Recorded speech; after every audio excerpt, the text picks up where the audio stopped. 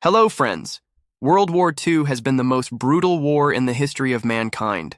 So many big cities have been destroyed: London, Tokyo, Hamburg, Berlin. Today, almost all geopolitical events and international relations can be traced back to this war. I have told you many small stories about World War II in my previous videos. But in today's video, let's understand it in depth, from the beginning to the end. What exactly happened, why did it happen, and what impact did it have? This is the entire story of World War II. It is difficult to track down one single event that sparked the conflict, for ultimately it was a series of events that conspired together to eventually light the flame of war. The world's most hated treaty, the Treaty of Versailles, thus starting World War II in 1939. The whole world is against Hitler and Hitlerism. Let's start our story with the year 1919. It was the year when World War I ended, and a famous peace treaty was signed. It's called the Treaty of Versailles. There was a very important clause in this treaty, Article 231, which stated that all the losses incurred from World War I was the responsibility of Germany. This clause is also called the War Guilt Clause, because it basically said that this war, no matter which country it was a mistake of only Germany. Actually, France and Britain wanted Germany to pay a heavy cost to lose this war, and they wanted to pay all their losses to Germany. As a result, according to the Treaty of Versailles, Germany was asked to pay a fine of $33 billion to the rest of the countries. In today's money, it's $270 billion. This is so much money that you won't believe it. In 2010, Germany made the last payment of this money. It took almost 100 years, and you must be thinking, where does this money come from? Obviously, it comes from the country, from the people. The first payment of this money is made by Germany in 1921, and immediately after that, in Germany, hyperinflation is seen in a horrific way. Germany's currency at that time was the German mark. It devalues so rapidly that you won't believe it. In 1922, in Berlin, the cost of a packet of bread was 160 marks. In 1923, the cost of the same packet of bread was 200 billion marks. It's obvious that the economy went bankrupt and unemployment increased rapidly. In such situations, Adolf Hitler enters our story. A young political leader who knew how to fool the people with his speeches. In 1923, Hitler's Nazi party tries to overthrow the German government by a coup. Although this attempt fails, Hitler's popularity increases among the people because of this. People spread rumors that Germany is suffering from embarrassment. Germany's international humiliation is due to the anti-national elements in the country. People were very upset. It was easy to mislead people. Hitler says that the Jews and socialists living in the country are at fault. Germany's reputation has been tarnished because of them. In the next 10 years, a lot of propaganda is used, the media is bought, provocative speeches are seen. I won't go into too much detail because I talked about it in the Rise of Hitler video. If you haven't seen it, I'll put the link in the description below. In 1979, Great Depression is also seen, due to which the condition of unemployment worsens. In 1933, 6 million people are unemployed in Germany. Many people have become homeless. Children are dying of hunger. As a result, in 1933, Hitler declares himself as the dictator of Germany. After taking full control, Hitler sets out to fulfill his dream of the German Empire, a German Reich, a state that would be racially pure. Only Aryan race would live here. There is no place for Jews and Slavic people here. To instill hatred among the people, a conspiracy theory of Judeo-Bolshevism is made. According to this conspiracy theory, the Russian Revolution that took place in 1917 was actually carried out by the Jews, because of which the Soviet Union was formed. In 1935, the rest of the world came to know that Germany had its own air force. You might ask, what's the big deal? Every country has its own air force. But in the Treaty of Versailles, the condition was written that Germany cannot have its own military. In a very open manner, Hitler was violating the Treaty of Versailles. But at this point of time, many people in Britain felt that what was written in the Treaty of Versailles was very unfair to Germany. We are charging so much money to them. Look at the state of their country because of this. And then it is also written that the country cannot have its own military. We should not do this. In June 1935, Britain signs the Anglo-German Naval Agreement. Under this, it is formally recognized that Hitler has the right to build his own navy. Germany can have its own navy. But seeing Germany's increasing militarization, France becomes alert. France builds a 450-kilometer-long fortification on its eastern border. It is called the Maginot Line. In 1938, when Hitler felt that his military was ready, he set his sights on the neighboring Austria. Austria was a must-have country for Hitler. He wanted all German-speaking countries to become one. The real purpose here was not only to take over other countries for his pride, but also to use the resources of other countries to advance his country. Those people whom Hitler considered racially superior, the Aryan race, he wanted to give them Lebensraum, a living space so that they could live freely. In February 1938, Hitler meets the Austrian Chancellor Kurt Schuschnigg. By force, an agreement is signed. Under this agreement, Hitler gives space to pro-Nazi people in the Austrian government. The Austrian government is infiltrated by appointing its own people. For example, Dr. Hans Fischberg. He had to be made the new finance minister of Austria. He was a Nazi, and he released all the Nazis in prison. Within a month, things go out of control. The Austrian chancellor thinks that if we really have to stop the infiltration, why not ask the public? Does Austria want to remain an independent country, or join the Nazis and become one country? A national vote should be held on this. As soon as the news of the national vote reaches Hitler, Hitler immediately takes his army and marches into Austria. The German military enters the city of Vienna. The Austrian chancellor didn't want any bloodshed. He resigns from his seat. Hitler spreads fake news through his propaganda ministry that riots are taking place in Vienna, and the communists are responsible for these riots. That's why the Austrian government has called our army so that we can protect the country. The next day, the Austrian parliament is dissolved, and Austria is no longer an independent country. This invasion is successful without any bloodshed. A big reason behind this was that there were a lot of people in Austria who were in favor of Hitler, because they were also victims of propaganda. They thought that Hitler's invasion was a good thing. The country would become a superpower in this way. After occupying Austria, Hitler's eyes went to the next country, Czechoslovakia. At the border of Czechoslovakia, there was a region called Sudetenlandkirche. Out of the people who lived here, around 30 lakh were Germans. Hitler used this point as an excuse by saying that this region should be ours for sure, because Germans live here. Here we see the entry of the British Prime Minister, Neville Chamberlain. He didn't want another war at any cost. He thought that since Hitler is asking for it, let's give it to him. Then he'll sit quietly and there won't be a war. For this reason, in September 1938, a Munich Agreement is signed. The settlement of the Czechoslovakian problem, which has now been achieved, is, in my view, only the prelude to a larger settlement in which all Europe may find peace. Under this, the region of Sudetenland should be given to Germany. But on the other hand, Hitler promised that there would be no war. Hitler happily took this piece of Czechoslovakia with him, but it didn't take a year to break the Munich Agreement. In March 1939, Hitler took his army and invaded the remaining Czechoslovakia. For the first time, there is a bit of a fight here. But the German army easily wins it, and the country is split into two. A part of the country is included in the German territory, and the other, a Nazi client state, is formed. A puppet government is formed, named Slovak Republic. British Prime. Minister Chamberlain had to face a lot of criticism because of this.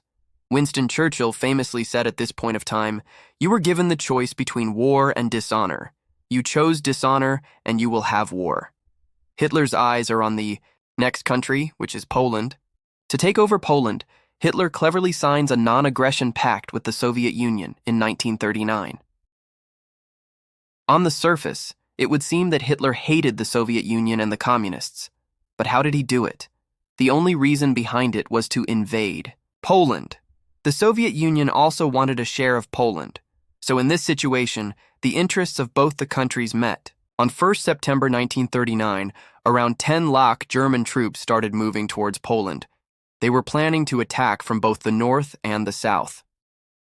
At this point, the rest of the countries are shocked. The UK and France think that this is crossing the line.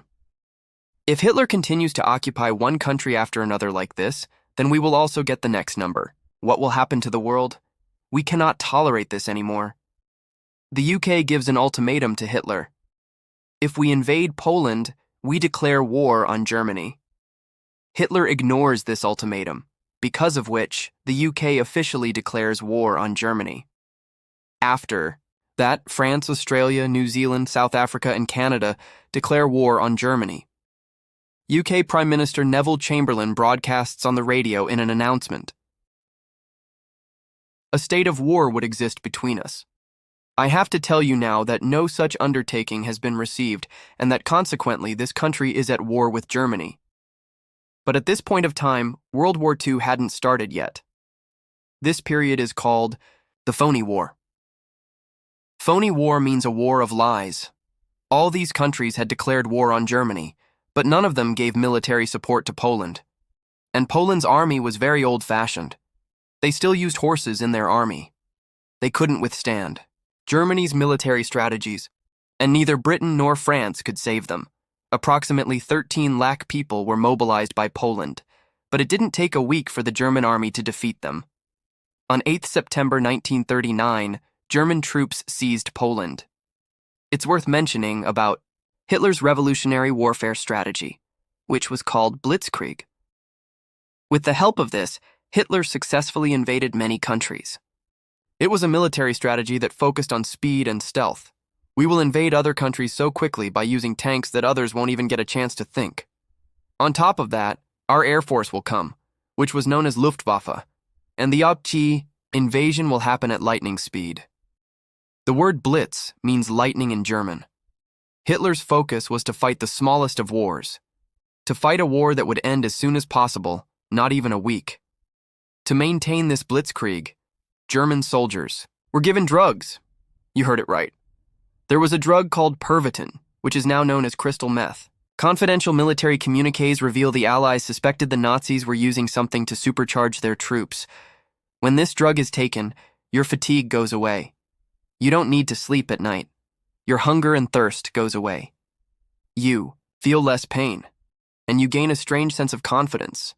Giving such drugs to a soldier proved to be very advantageous, although it would be detrimental to their long-term health. But in the short term, it is very useful to win this battle.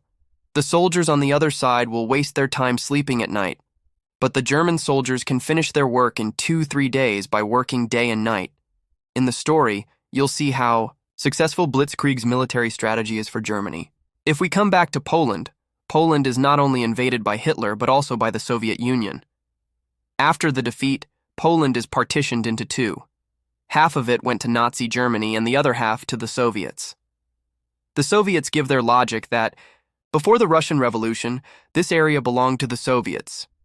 That's why they deserve it. But from the Soviet perspective, there was another country which was a part of the Russian Empire before 1917. This country was Finland. Stalin was afraid that Germany would invade Finland, and Stalin didn't trust Hitler that much. The biggest problem was that Leningrad, where Stalin lived, was only 50 kilometers away from the Finnish border. If Finland had been occupied by Nazi Germany, it would have been very close to Stalin's house. That's why, before we wait for Hitler to come and take over Finland, the Soviet Union tells Finland to give it its territory. Finland, obviously, refused, and the Soviets launched military action against Finland in November 1939. This was also a very imbalanced battle. The Soviet Union's army was much bigger than Finland. Their equipment was also much better. But this battle lasted for more than 2 months, and the Soviets were unable to advance further. Finally, in March 1940, this battle ends, and a Moscow peace treaty is signed, according to which Finland gives 11% of its land to the Soviet Union. In the meantime, Hitler's eyes were not on Finland. In fact, it was on Norway and Denmark. In April 1940, Hitler prepares his plans on how to take control of Norway and Denmark. On 9th April 1940, Hitler uses his Blitzkrieg strategy to invade Norway and Denmark. This battle doesn't last for long. Both are very small countries. How will they be able to compete against the German army? The Norwegian government saves its life and flees to London, and in London it becomes a government in exile. Hitler establishes a puppet pro-Nazi government in Norway. Britain's Prime Minister Neville Chamberlain accepts his failure. He couldn't save so many countries around him from the Nazi invasion. Because of this, on 10th of May 1940, he resigns from the prime minister's position. I sought an audience of the king this evening and tendered to him my resignation, which His Majesty has been pleased to accept. His Majesty has now entrusted to my friend and colleague, Mr. Winston Churchill, the task of forming a new administration on a national basis. The responsibility of sitting on the prime minister's chair is now given to the infamous Winston Churchill. On the same day, on 10th of May, Hitler launched an attack against France, Belgium, Netherlands, and Luxembourg. It was an announcement of an all-out war. Everyone could see that Hitler was not going to stop. In the beginning of the video, I told you how France had made a Maginot Line. They were already scared that Hitler might attack their country, so they started building a wall on the border. Now French troops stand near this wall to save their country. Allied forces are stationed at the borders of Belgium and Luxembourg to save these countries. Hitler uses his trademark blitzkrieg strategy, more than 1,000 fighter-bomber airplanes. On the ground, around 300,000 people were with the German army for the offense. This battle is called the Battle of France. The German troops are divided into 3 groups, A, B, and C. Group B's task was to attack the Netherlands, and then go to Belgium and fight the Allied forces. Group C's task was to attack the Maginot Line. And you'll ask, what was Group A's plan? Group A actually had a master plan. Group C's attack on the Maginot Line was just a distraction so that Group A could secretly plan its master plan, entering France through the Ardennes forest. This forest was a huge jungle which the military experts of France believed to be a huge fortress. The German army would never come through this jungle because it would be very difficult. They never expected that the German army would come through this exact forest. Using more than 40,000 military vehicles, Group A enters this forest. On May 15, 1940, they capture Sedan and travel further north. The British and French soldiers who were fighting in Belgium with Group B are shocked to see that suddenly such a big force has come after them. These soldiers are surrounded from 3 directions by the Nazi army. There is only one way to escape, towards the sea, near the port of Dunkirk. And from there, they make a plan to escape. What happens in Dunkirk was a historical turn in the story of World War II. The thing was that around 400,000 Allied troops were stuck on the beaches of Dunkirk. When I use the word Allied, it basically means the British and French armies.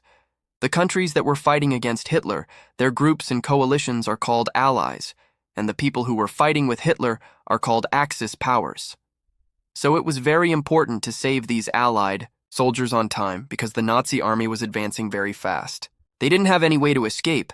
They could only evacuate through the sea. If they don't do it on time, 400,000 troops will be killed here. It will be a big shock to Britain and France. Maybe they will lose their country forever. Winston Churchill makes a plan to evacuate these soldiers. On 26 May 1940, Operation Dynamo is launched, the biggest evacuation in the history of military history. The German army had almost reached the beach and was firing at the troops. The German Air Force was attacking the beach in the sky. Christopher Nolan's historical film Dunkirk shows the events here very well. This film focuses on 3 areas of evacuation. First, the British Royal Air Force's counterattack. The British aircraft that are coming to save the Allied soldiers, the British Air Force should cover them and protect them. Secondly, there are some private fishing boats in the English Channel. These are the common civilians who go out to help in the evacuation. And thirdly, the story that is going on in the middle of Dunkirk. People are trying to save themselves and helping each other. On 4th of June 1940, around 3.5 lakh soldiers were successfully evacuated, as you might have seen in the film. But the bad news is that most of the military equipment of the Allied forces is destroyed in this evacuation. A few days later, on 22nd June 1940, France surrenders to Hitler. At this point of time, Italy, which was also ruled by a dictator named Mussolini, forms an alliance with Hitler to wage war against France. The alliance between Italy and Germany is called the Pact of Steel. Both these countries declared war against France and Britain on 10th of June. By July 1940, the situation was such that Hitler had seized almost all the countries around him. Austria, Poland, Denmark, Norway, Belgium, Luxembourg, Netherlands, France. At this point of time, only 3 big countries remained in Europe: Hitler's Germany, Britain, and the Soviet Union. There is a peace agreement between Germany and the Soviet Union, so Hitler doesn't need to be afraid of the Soviet Union. The Soviets will never attack Germany. Britain is the only country that is standing against Germany. You might ask, what about America? America is not involved in World War II, friends. America has kept its hands behind. Because after what happened in World War I, America said that it has no interest. Whatever happens in Europe, it will keep its hands away from here. So it's very clear that if we stop fighting now, then Hitler has already won this war. Hitler has such a big upper hand. So how does it happen that the situation changes and Britain is able to defeat Germany? We shall fight on the landing grounds. We shall fight in the fields and in the streets. We shall fight in the hills. We shall never surrender. Let's talk about this story in the next video, in the part 2 video of World War II. I know what you must be thinking. You must be thinking, what did he say? I don't know how many months will the next video take. Don't worry, I won't leave you in suspense for long, because this time, both the videos were made and edited together. Till then, you can watch this video in which I have explained how Hitler used propaganda to brainwash the German people. Basically, how Hitler took power in his own hands. There is an interesting angle in this story of Albert Einstein as well. You can click here to watch it. See you in the next video. Thank you very much for watching.